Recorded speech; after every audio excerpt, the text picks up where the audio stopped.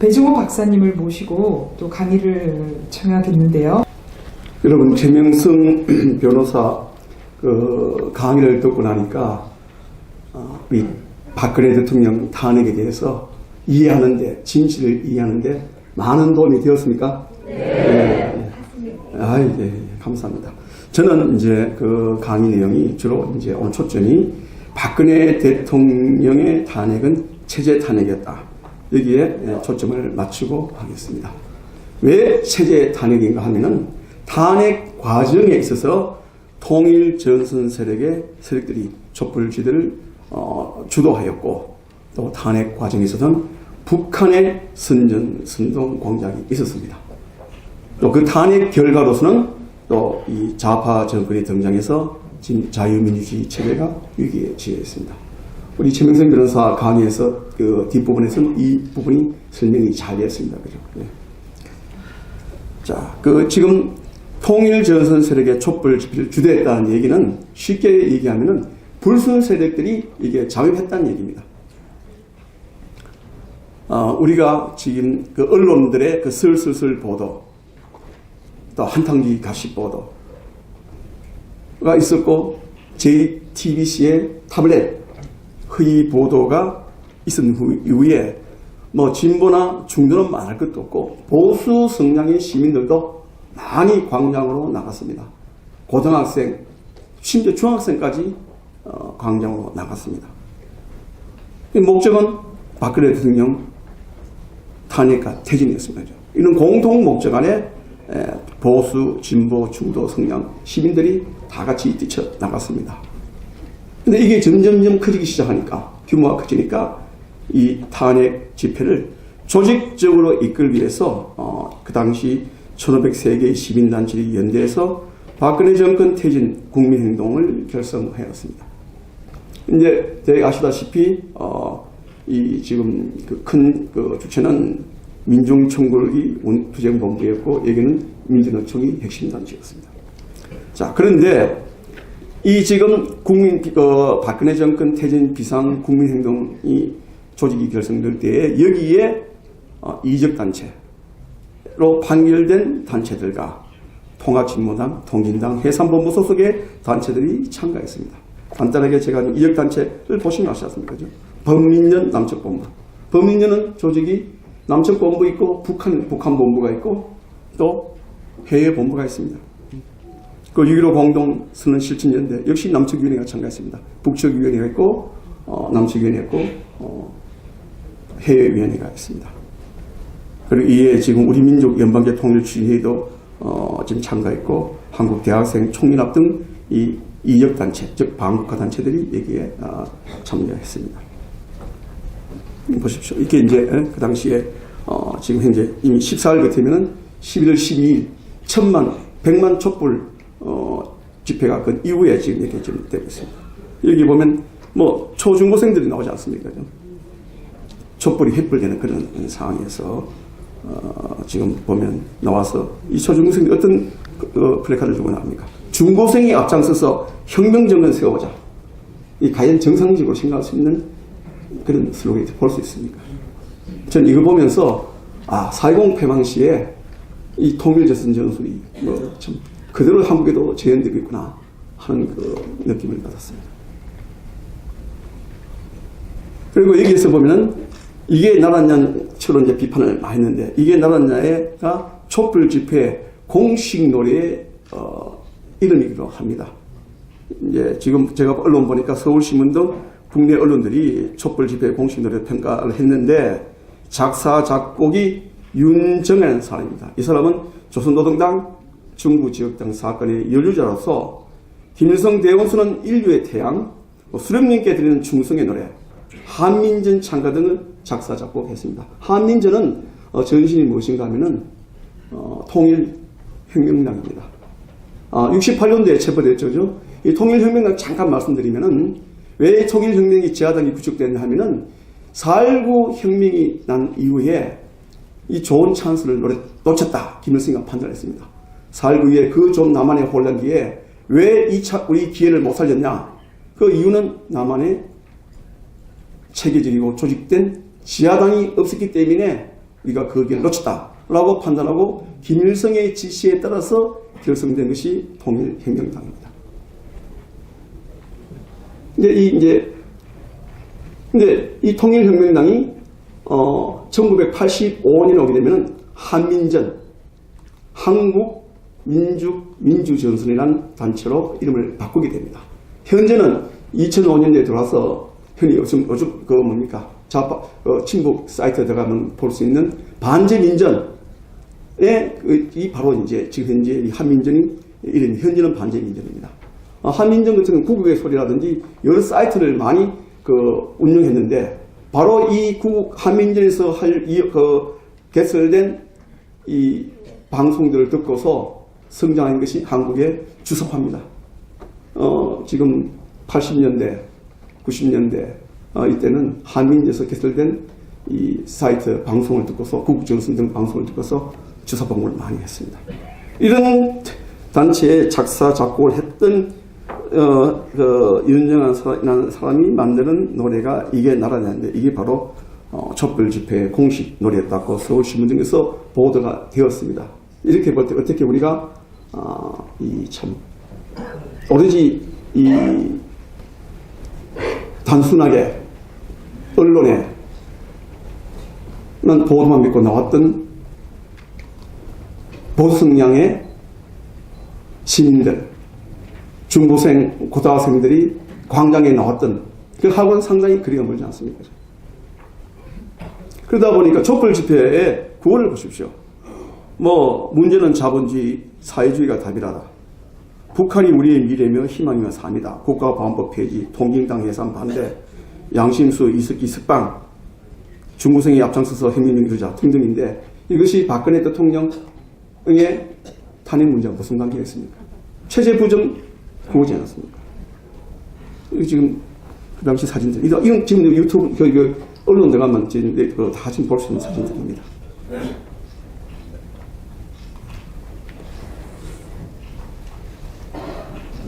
지금 말씀드린 지금 구호들이 그대로 나오지 않습니까? 그리고 또 이 지금 탄핵 전국에서는 한국의 대통령 문제를 논하는데 일본의 과격파가 침투된 철도 노조가 참가를 했습니다. 바로 이 보십시오. 지금 저기 보지 않습니까? 시청 앞이죠? 바로 이 앞이지 않습니까? JR 일본 가시면 잘 아셔서 JR 총련이라든지 JR 동일본 등에서 지금 참가를 했습니다. 그러고 이제 이 그다음 사진을 보시면 여기 이제 도로 치바 같은 단체도 참가했습니다. 여기는 JR 총련에는 혁명 마르크스파가 지금 침투해 있고 이 도로 치바는 중해파가 거의 정확한 지금 노조가 되겠습니다. 이 단체들의 성격에 대해서는 일본 총리가 국회에서 답변했습니다. 지금 말씀드린 중해파라든지 혁명 마르크스는 과격 분자다. 공산주의자라고 이제 일본 국회에서 답변을 했고 또 일본 경찰청에서 발행하는 경찰 백서에는 이런 공산주의자를 극자 폭력으로 표현하고 있고 일본 매스컴에서는 이제 과격파로 나오고 있습니다. 이것은 이제 주로 돌아간 것이 2016년도 11월 12일 날 이 사람들이 100만 촛불 집회를 하는 그 민중총궐기에 참가를 했습니다. 해서 이제 돌아가서는 전진이라는 기관지가 있습니다. 중역파의 기관지가 있는데 여기에 보면은 한국은 혁명 정세에 도입했다라고 자기들이 갔다 와서 해고를 쓰기도 합니다. 그리고 이제 앞에 최미성 변호사가 언급을 했습니다만 중국 유학생들의 잠입 얘기가 많이 지금 논의되고 있습니다. 동아일보 이종훈 기자가 동아블로그에 올린 것을 중앙일보의 이가영 기자가 기사를 시켰습니다. 중국 정보기관 촛불 집회에 유학생을 몰래 참여시켜 공작벌였다라고 이제 기사를 썼고 이 기사 내용 가운데는 이종훈 기자의 그 블로그 내용을 인용해서 우리 국민들은 잘 모르지만 중국 정보기관이 박 대통령을 밀어내는 공작을 벌였다는 것은 정보세계선 진실이다 라고 인용되어 있습니다. 왜 중국이 박근혜 대통령을 밀어내는데 막고해서 역할을 했느냐 하는 것은 앞에서 우리 지명생 교수도 지적하다시피 역시 사드 배치 결정하고 취소해야 결정입니다. 사드가 2016년도 7월에 결정되고 지소미아가 11월에 결정이 됩니다. 근데 사드 배치가 결정되고 지소미아가 결정되면서 우리 한국의 사드라든지 한국의 이지스하고 일본의 엑스밴드와 일본의 이지스, 미국의 이지스가 연동되어서 북한과 중국의 미사일 방어 체계를 한층 더 강화시킬 수가 있습니다. 이럴 경우에는 유사시에 한반도 유사시나 동북아 유사시에 우리 쪽으로 접근해오는 우리 도와주기에서 지원하기위해서 오는 미국의 항공모함을 보호할 수가 있습니다. 이 미국의 항공모함을 노리는 미사일 기지 주기지가 백두산 근처에 있습니다. 이것을 한미일이 합동해서 빨리 포착해서 이것을 방어할 수가 있습니다. 때문에 중국으로서는 지금 이 문제에 대해서 중학생, 중국 학생, 유학생 잠입설이 지금 현재 나돌 정도로 개입했다고 지금 보고 있습니다. 근데 이건 지금 아주 확고한 물증이 지금 없는 거예요. 제가 이주훈 기자하고 여러 번 통하고 오늘 왔는지 모르겠는데 오라고 했는데, 근데 사실은 거의 정보세계에서는 사실이다 계속 얘기를 하고 있습니다. 있고, 그 당시 페이스북 같은데 댓글들 올라오게 되면은 연세대학 학생들이 갔다가 돌아오면서 왔는데 연대에 있는 중국 유학생들로 신촌역에서 많이 내렸고 홍대역에서도 많이 내렸다 이런 얘기를 다 하는 댓글들도 있고, 그리고 현장에서 중국 얘기들이 많이 나왔다 하는 얘기들이 나왔습니다. 북한의 선전 공작에 대해서 말씀드리겠습니다. 북한의 선전 공작은 저도 궁금했습니다. 저도 이 통일 문제, 대북 문제를 연구하는 입장에서 과연 북한이 소문대로 했을까 해서 제가 노동신문을 하나하나 지금 이거 지금 제가 체크를 했습니다. 잠시 제가 박근혜 대통령과 북한과의 설명을 말씀드리면은 이미 대선 과정, 2012년도 대선 과정에서 북한은 박근혜 대통령을 유신과 연결시켜서 대선 내내 비판을 했습니다. 특히 반제 민변이 앞장서서 비판을 했습니다. 그러다가 마침내 2010년 12월 대선을 12월 10일입니다. 대선을 불과 며칠 안 놔두고 미사일 발사를 했습니다. 해서 대선 전국의 긴장도를 높이는 북한이 이제 많이 도발을 했죠. 하고 또 그럼에도 불구하고 또 박근혜 대통령이 당선됐습니다. 그죠? 당선자 시절 2월달 당선자 시절에는 또 3차 핵실험을 했습니다. 이 미사일 발사에 의해서 시험 발사에서 3차 핵실험을 하면서 박근혜 대통령의 기싸움을 하면서 이 남북 관계를 긴장시켰습니다. 그래서 우리 박근혜 대통령께서 2013년도 2월 20일 취임한 이후에 한미 동맹을 더 강화시키면서 키 리저브 홀더를 강행했습니다. 더 세게 했습니다. 그러니까 북한이 여기에 트집을 잡아서 개성공단 가동을 중단시켰습니다. 이렇게 지금 박근혜 대통령 대선 과정과 출범 전을 해서 이미 북에서는 박근혜 대통령이 상당히 지금 뭡니까 시달리게 하는 그런 도발들을 계속 해왔습니다. 그래서 제가 지금 이제 북한 노동신문을 보게 되면은 노동신문을 통해서 본 북한이 비난한 박근혜 정부의 주정책은 국내 정책에 있어서는 정교조 법의 노조와 통진당 해상, 민주노총이 반발한 노동개혁이라든지 역사교과서의 국정화 문제가 노동신문에 자주 거론되고 있습니다. 그리고 남북관계에서는 이제 2014년도 통일대박론이 나오고, 이제 드레스덴 선언이 나왔습니다. 여기에 대해서 북한은 남한주도의 흡수통일, 체제통일로 비판하면서 박근혜 대통령에 대해서 상당한 또 뭡니까? 박근혜 대통령 정권 붕괴를 주장합니다. 그 대표적인 것이 보게 되면은, 우리가 오늘 가진 이 책보다 더 작은 책이에요. 통일대박론이나 무엇이라는 책이 있습니다. 그 평양, 2014년도 평양 출판사에서 나온 건데, 이거 제가 영문에 구입해서 봤더니만, 요거 훨씬 작습니다. 요거 한 60% 정도 전 사이즈의 아주 소책자인데, 여기 보면 이제 서원에 나가게 되면은, 박근혜 대통령을 가짜 대통령으로, 지금 비판하고, 이겨버리자는 이런 표현을 쓰게 됩니다. 상당히 이제 2014년 거친 표현이 나오고 있습니다.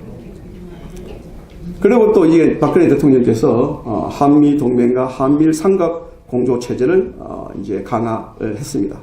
키리즈 등 한미 연합 군사 훈련을 강화했고 최민석 여사가 앞에서 했던 참사학전도 우리가 지금 구상을 하시고 계시고 4대 지섬의 결정 등등 했습니다.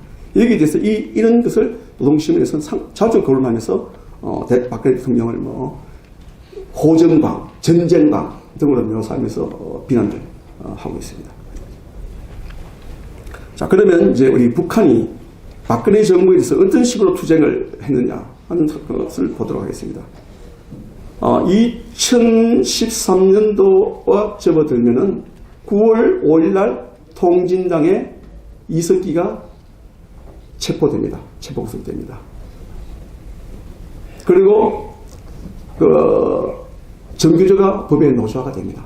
그런 상황에서 김정은이 대남 사업에 대남 공작에서 관심을 갖게 되고 특히 이제 통진당 사건과 관련해서 이석기가 체포되니까 이를 기획해서 관심을 갖게 되고 통일전선부에다가 박근혜 정부 타격 선진전을 확대하라고 지시를 했습니다.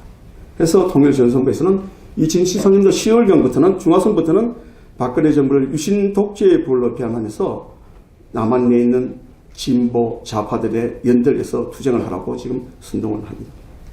보시면 노동신문 우리 민족들이 거의가 지금 유신 독재의 부활을 막아야 된다. 제2의 유신 독재 표현하고 있지 않습니까? 마침내 반제 민주에서는 계속해서 이제 국정원 댓글 사건 등을 이제 비판하면서 대승무효 정권 타도 경문까지 발표합니다. 이렇게 지금 남한 박근혜 정부에서 비난하면서 투쟁을 선전선동하는 북한이 이제 2016년대에 접어들게 되면 이제 그야말로 본격화됩니다. 2016년도 1월 16일 날 4차 핵실험 직후에 노동신문에서는 박근혜 퇴진 반역 정권 타도가 이제 노동신문에 올라옵니다. 그 전까지는 보면 이렇게까지 표현 나오지 않았습니다. 않다가 그러고 이제 2016년 1월 16일 날 4차 핵실험을 했고 2016년도 2월 7일 날 설 직전 오전에 장거리 미사일을 발사하지 않습니까? 했습니다. 하고 이제 거기에서 대통령이 다시 이제 우리가 안보 체계를 강화하니까 하면서 개성공단을 전면 가동 중단을 조치를 취합니다. 왜? 개성공단에서 지불되던 달러들이 북한 노동당에 들어가서 핵미사일 개발에 악용되었다 하는 그 연설을 국회에서 하게 됩니다.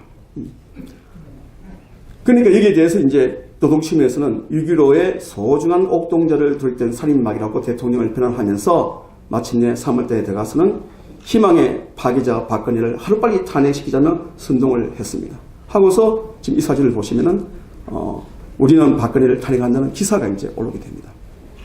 이 기사를 이제 보게 되면은 처음엔 그래 노동신문 대부분이 그런데 오면 영민이 우리 남북 관계 주로 이제 해외 쪽의 기사를 싣습니다. 여기 보게 되면은 제목 자체가 우리는 박근혜를 탄핵한다입니다. 이것이 이제 앞에 서두 시작될 때는 2016년도 3월 13일 날 청와대 근처에서 민주통일연합이라는 단체가 창당 이벤트를 하면서 자기들이 그의 선거에서는 박근혜 탄핵을 공약으로 걸겠다 하는 이벤트를 합니다. 그래서 이제 플래카드를 걸고서 박근혜 대통령을 탄핵한다 하는 플래카드를 들고서 이제 이벤트를 합니다.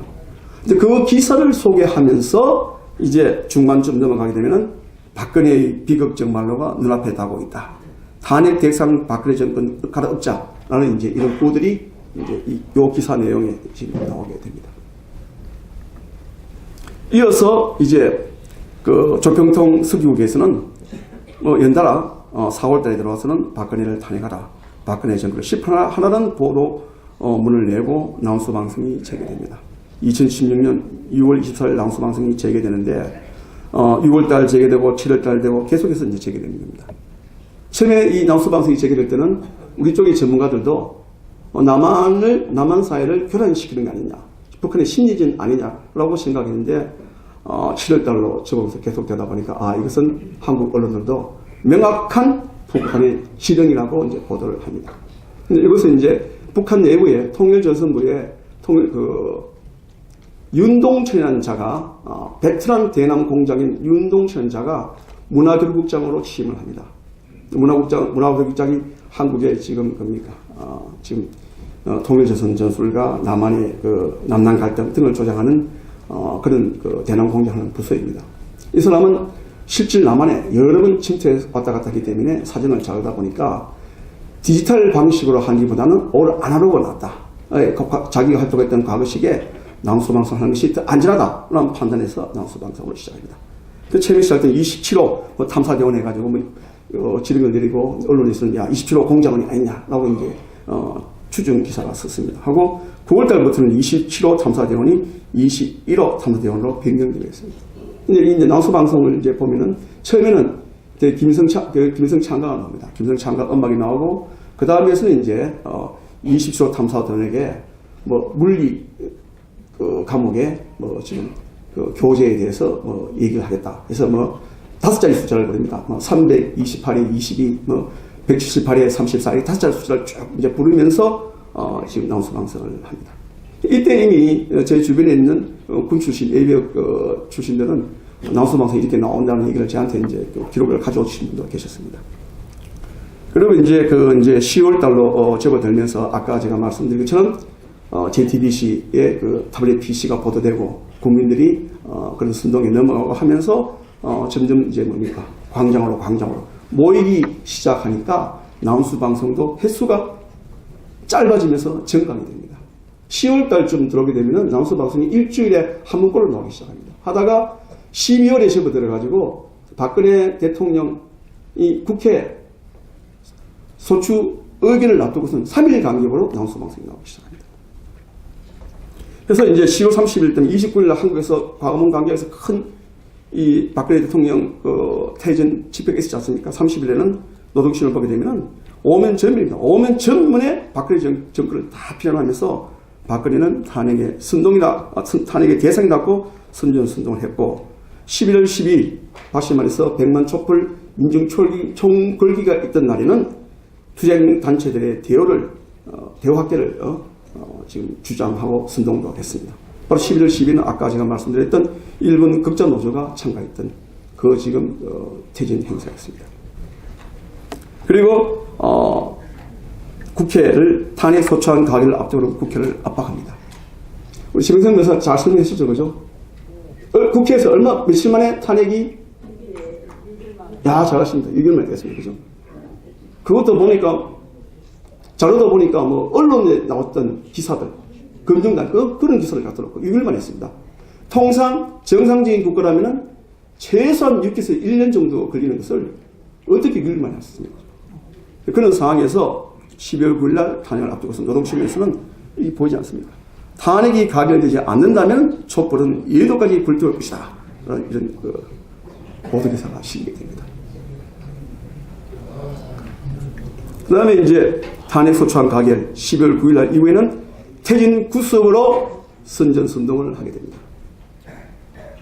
12월 달에 들어가서는 반역 정권을 끝장낼 때까지 투쟁을 멈추지 않을 것이다 하면서 이런 제목 안에 서울에서 열렸던 촛불 광장의 사진들을 9장을 노동신문에 게재되고 2017년 1월 달에는 김정은이 신년사를 통해서 바로 이 선전선동의 투쟁을 언급합니다. 박근혜와 같은 반통일 4대 내국 세력의 준동을 분쇄하기 위한 전민족적 투쟁을 힘차게 벌여야 한다 라고 그야말로 김정은이가 앞장서서 선전선동을 합니다. 하고 이미 이때쯤 되면은 노동신문에서는 미국에 있는 재미 교민들 단체에서는 박근혜 대통령 탄핵에 대해서 또 태교에서 이렇게 승인을 받다. 미국, 유럽, 일본 등등에서 계속 해외 보도를 싣는 그런 상황입니다. 그리고 사회가 바로 설 때까지 촛불은 꺼지지 않을 것이다. 라고 이제 얘기를 합니다. 이게 지금 노동신문에 어떤 사진들 쫙 지금 있습니다. 그리고 반역 정권을 끝날까지 투쟁을 멈춰 이 사진들 하면서 사진을 이렇게 서울시 상황들을 많이 싣고 있지 않습니까?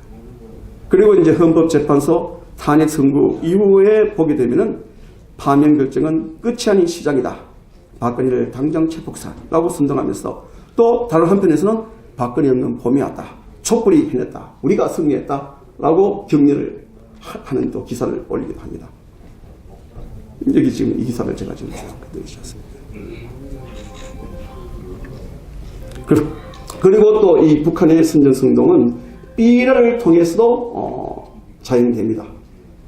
북한은 촛불 시위가 있을 때마다 시를 선동하는 전단을 살포하였습니다. 그 문구가, 전단의 문구가 촛불 민심을 외면한다는 준엄한 심판을 면치 못할 것이다 라고 지금 문구가 적힌 전단을 뿌렸습니다. 했는데 언론 보도에 따르면 2016년도 1월부터 2017년도 7월까지인가 이때 뿌리진 전단이 241만 장으로 지금 이제 보도되고 있습니다.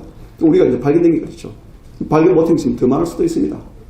집중적으로 많이 뿌려진 것이 10월, 11월, 12월, 1월달에 2월 탄핵, 국회 헌법재판까지 집중적으로 뿌리지 않습니다.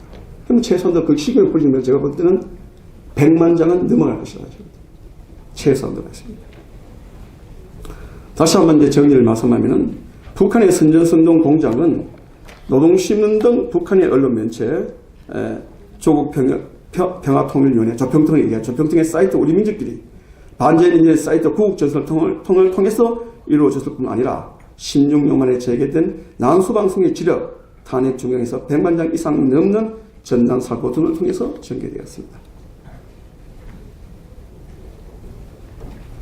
자, 그러면 우리 체제 탄핵, 불순분자가 광장에 들어와 있었고 실태에 들어 있었고 또 북한이 선전선동을 했던 이 탄핵에 대해서 우리가 함의와 교훈에 대해서 살펴보도록 하겠습니다.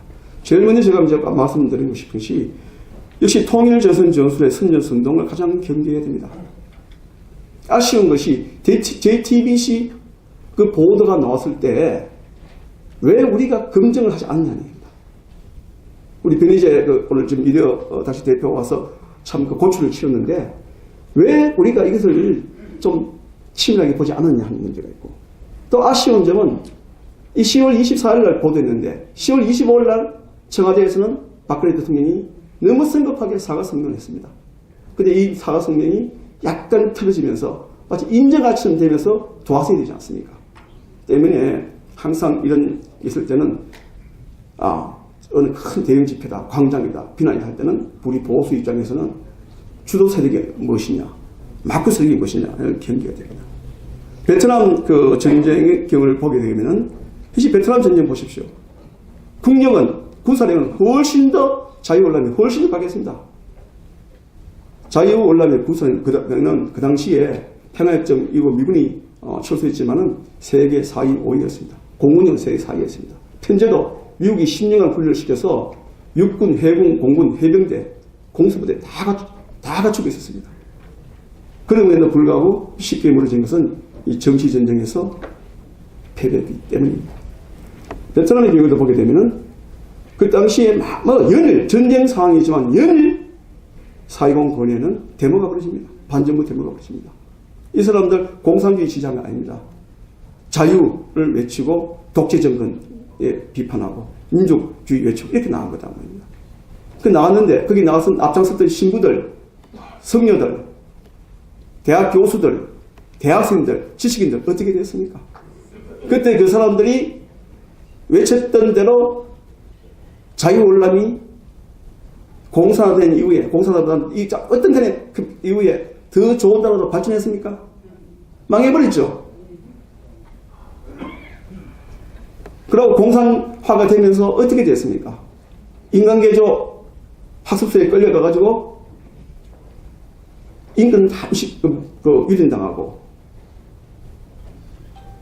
보토피플 돼가지고 전색이 떨어지지 않습니까? 그죠? 그 사람들 떠들 때는 공산주의 시대가 아니다 말입니다. 민족주의하고 자유주의 떠들었다고 했습니다. 우리도 그렇기 때문에 하는 이런 섣부른 판단보다는 이런 선정에서 상당한 경계를 해야 됩니다.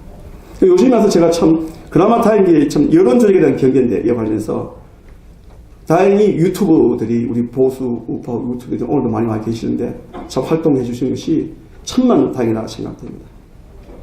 그래서 언론사도 좀 더 신경쓰면 좋겠고 하는 좀 그런 바람에서 올바른 여론 조성 및 결집을 위해서 참 언론의 역할이 중요하고 자유민주 성향의 계열의 자유민주 체제의 수호에 앞장서는 좀 언론 매체가 많아졌으면 하는 그 바람입니다.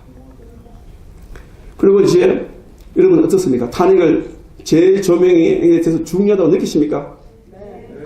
그래서 지금 그러면은 자, 이게 단순한 탄핵이 아니고 대한민국 체제가 흔들리는 그런 탄핵인데, 자 그러면은 이 탄핵을 묶고 갈 수 있습니까? 아니요. 자 그러면 12월 9일날 국회에서 6일 만에 졸속으로 탄핵 소추할 의견에 앞장섰던 그런 12구 탄핵 쿠데타 주도 세력들의 책임 문제가 있습니까? 없습니까? 반드시 물어야 됩니다. 그죠? 그래서 저는 그래서 자유우파의 혁신 및 대통합은 탄핵의 재조명에서 출발해야 한다고 생각됩니다.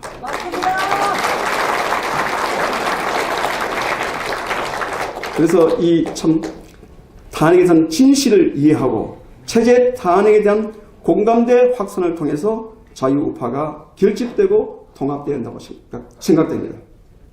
그런 맥락에서 저는 아직도 체제 전쟁 중이기 때문에 체제 전쟁에 대비해서 어떤 형태든 간에 자유민주 시민들이 통합해야 되고 결집을 한다고 지금 강의를 마무리하면서 한 번 더 제가 말씀을 드리겠습니다. 그리고 지금 눈앞에 파도는 상당히 어렵습니다. 우리가 어렵다 하더라도 조금만 내다보면은 앞을 보면 바다는 잔잔합니다. 제가 이 시기만 우리 자유민주 시민들이 결집해서 잘 넘기면은 우리가 다시 제2의 한강의 기적으로 나아갈 수 있는 그런 기회가 온다고 생각됩니다. 이 책 그 팜플릿 분량이 많지 않기 때문에 잘 읽어보시고 가족들 또 조카들 주변 사람들에게 많이 말씀해 주십시오. 그리고 지금 체제 탄핵 시기이기 때문에 그 최명성 변호사의 책, 김평우 변호사님의 책 등등을 많이 읽고서 좀 공부도 하면서 투쟁을 했으면 감사하겠습니다. 예. 감사합니다. 제18대 대통령에 당선된 박근혜 대통령은 51.6%인 1,500만 여표로 대한민국의 최초 여성 대통령이 되셨습니다.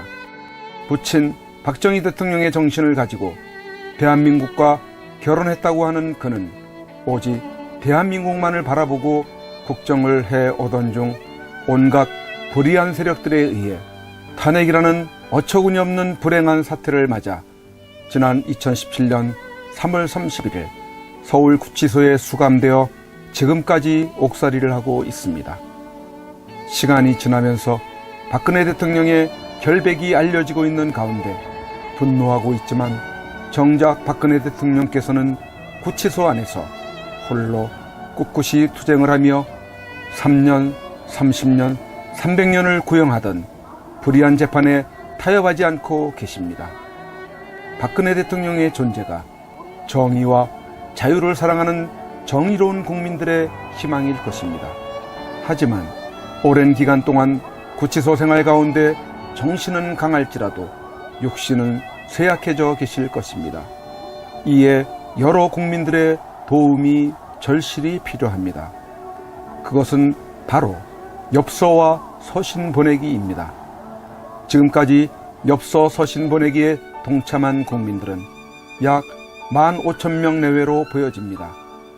이는 박근혜 대통령을 18대 대통령으로 선택해 주신 유권자 1,500만 명의 0.1%에 해당하는 아주 적은 수치입니다. 대통령께서 더욱 꿋꿋하게 버티시게 하는 힘은 국민 여러분들의 관심 어린 서신입니다. 아직까지 동참하지 못하고 계시는 국민들께서 적어도 10% 정도인 150만 명은 엽서 서신 보내기에 꼭 참여하셔서 대통령을 다시 볼 수 있을 때까지 이 일에 함께 해주시면 좋겠습니다. 매일같이 산더미처럼 배달되는 여러분들의 엽서 서신을 통해 대통령께서는 크게 힘을 얻게 될 것입니다. 참여하는 방법으로는 선구자 방송에서 발행한 엽서를 주문하여 보내시고자 하시는 분들은 선구자 방송 연락처 010-2507-4861에 문자로 여러분의 성함과 정확한 집 주소와 엽서 수량을 적어 주시기를 바랍니다. 엽서는 지금까지 1차 9장 1세트, 2차 9장 1세트, 3차 엽서 9장 한 세트가 발행되어 있어서 주문 시에는 각 회차당 몇 세트인지를 표기해 주시고 엽서 대금은 세트당 10,000원을 농협 360-02-140-392 예금주 황진무로 입금해 주시고 문자에 엽서를 주문해 주시면 되겠습니다. 그리고 별도로 서신이나 문구점에서 엽서를 이용하시는 분들은 서울구치소, 경기도 군포시 군포우체구 사서함 20호 수용자 번호 503 박근혜 대통령 앞으로 보내시면 되십니다. 선구자 방송에서 발행한 엽서는 박근혜 대통령의 모습과 뜻깊은 사진으로 제작을 하여 그 의미를 가지고 있어서 박근혜 대통령께 더욱 감동이 전달될 것입니다. 지금까지 3차에 걸쳐 발행한 엽서는 다음과 같습니다. 보시고 꼭 엽서 서신 보내기 150만 명 10%에 동참하셔서 훗날 참 잘했다라는 긍지와 위안이 되시기를 바랍니다. 내가 가는 길이 험하고 멀지라도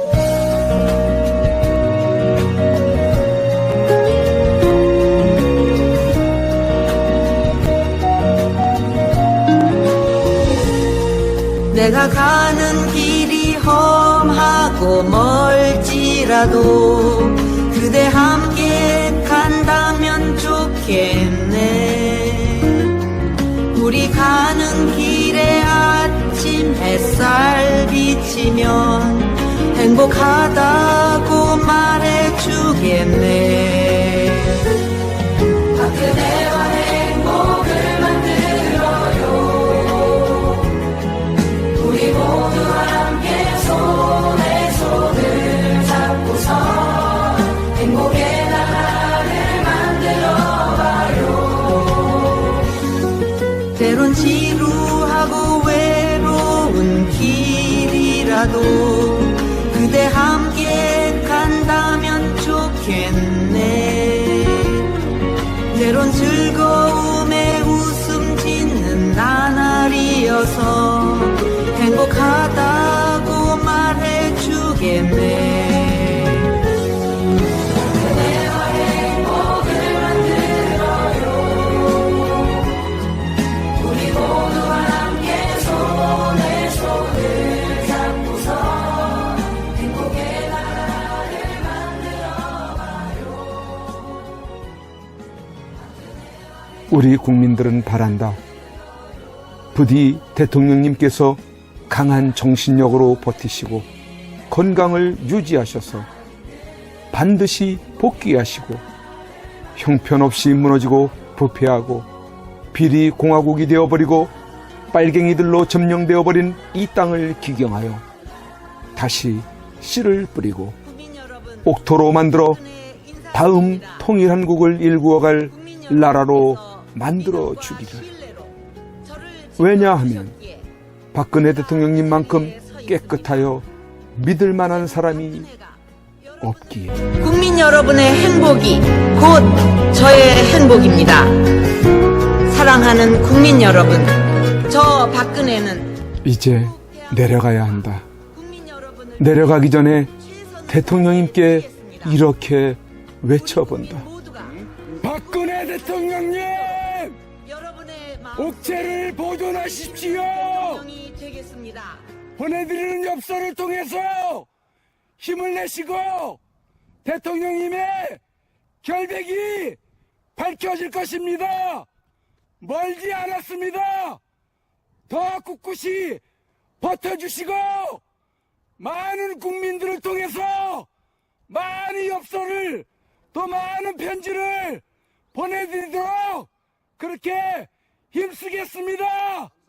건강을 지켜주세요. 안녕히 계세요. 그대와 행복을 만들어요. 우리가